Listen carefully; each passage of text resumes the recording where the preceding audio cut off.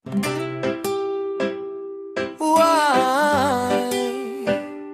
Why? Eh. Suot ang unipormeng kagalang-galang sa tingin. May tsapa sa dibdib, sumumpang batas ay susundin. Ngunit bakit tila hangin ang nagpapatakbo? Sa bawat utos ng itaas, ikaw ay yumuyuko. Hindi sa konstitusyon, kundi sa bulong ng amo. Nakalimutan ng masa, mas mahalaga ang ginto. Ang tungkulin ay proteksyon ng bawat mamamayan. Pero bakit naging bantay ng isang makapangyarihan? Sino ang pinagsisilbihan ng bayan ba o ang kaban? Bakit ang posas ay nakalaan lamang sa mga lumalaban? Tigre sa mahihirap, puting sa may kapangyarihan, pulis na sumusunod lamang sa dikta ng upuan. Gising, gising, o kawal ng batas. Huwag hayaang ang katarungan ay tuluyang kumupas.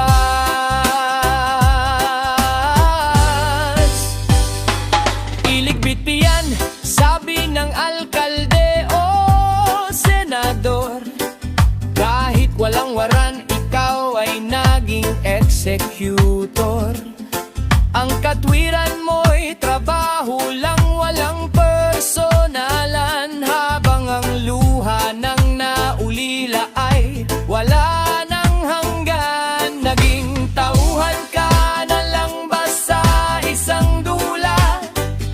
Na ang script ay galing sa politikong mapagsamantala. Ang bawat yes sir mo ay may kapalit na promosyon. Habang ang dangalang iyong hanay ay nasa imbernal na ngayon.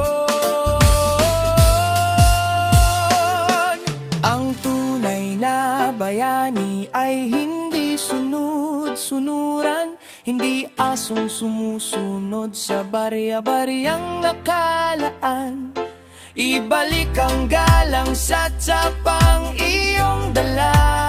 Tumayo ng matuwid, huwag maging sunod-sunuran sa kanila. Sino ang pinagsisilbihan ng bayan ba o ang kaban? Bakit ang posas ay nakalaan lamang sa mga lumalaban? Tigre sa mahihirap, puting sa may kapangyarihan, pulis na sumusunod lamang sa dikta ng upuan. Batas ay para sa lahat, hindi para sa ilan. Huwag maging bulag sa harap ng katotohanan.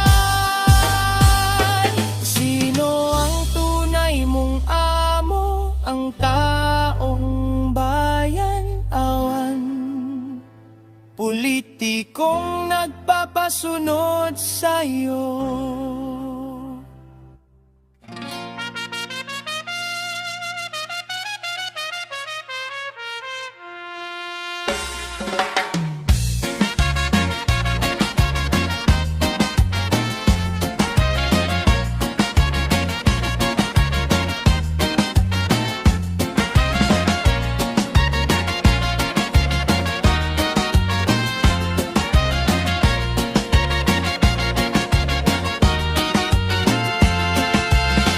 Sa gitna ng hiyaw, bakit may namumong lungkot?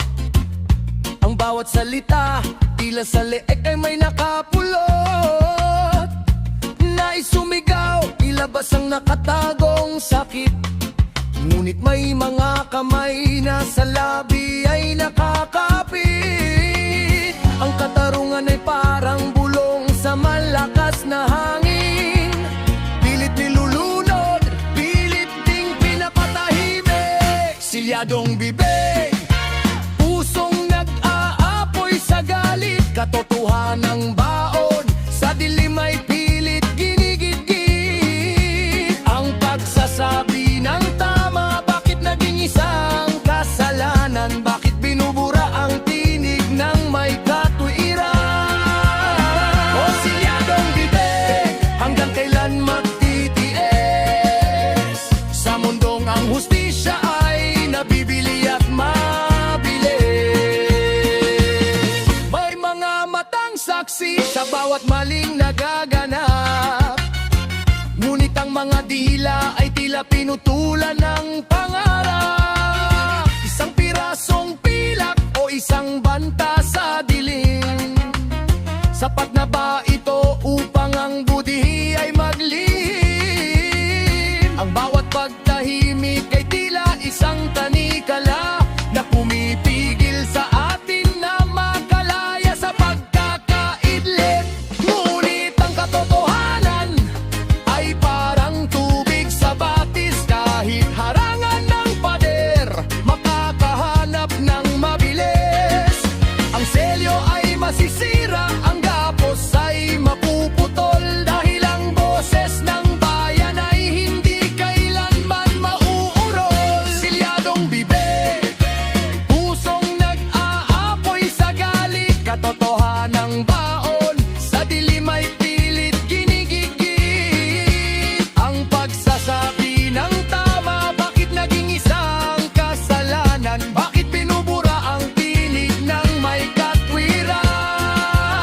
O silyadong bibig, hanggang kailan magtitiis? Sa mundong ang hustisya ay nabibili at mabili. Buksan ng labi, hayaan ang boses na muling maghari, hindi na mananatiling silyado. Katarungan para sa lahat.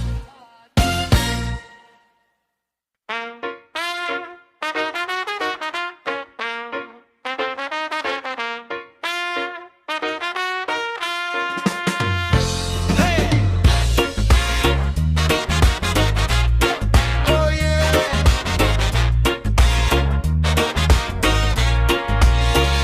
Sa unang tingin, ang gusali ay matibay, pintura'y makinis, tila walang pait na taglay.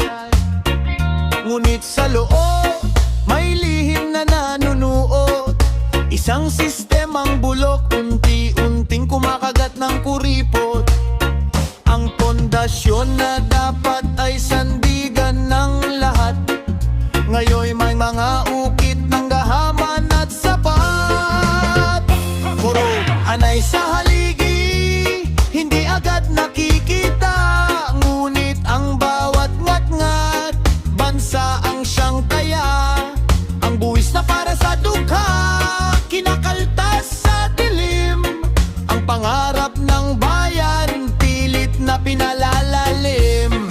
Kapag ang haligi ay tuluyan na gumuho, saan palulugar ang sambayan ng luhaan at bigo?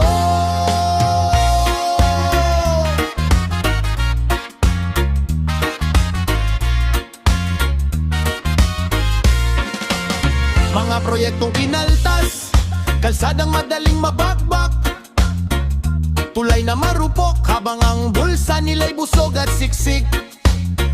Ang gamot sa ospital, naging mansyon at sasakyan, habang ang batang gutom sa kalsada'y nananambitan.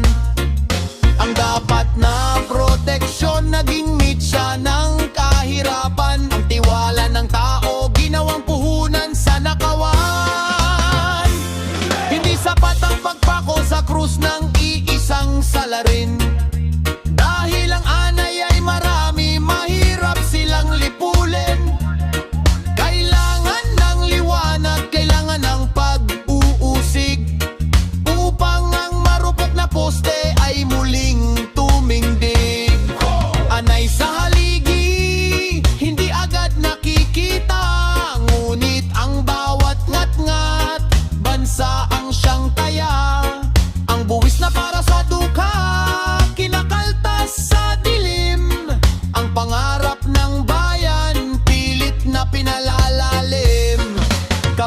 haligi ay tuluyan ng gumuho. Saan palulugar ang sambayan ng luhaan at bigo? Bago pa maging huli, bago pa mabuwal ang tahanan, linisin ang haligi, itigil ang pandarambong sa bayan. Anay sa haligi, wakasan na ang katiwalian.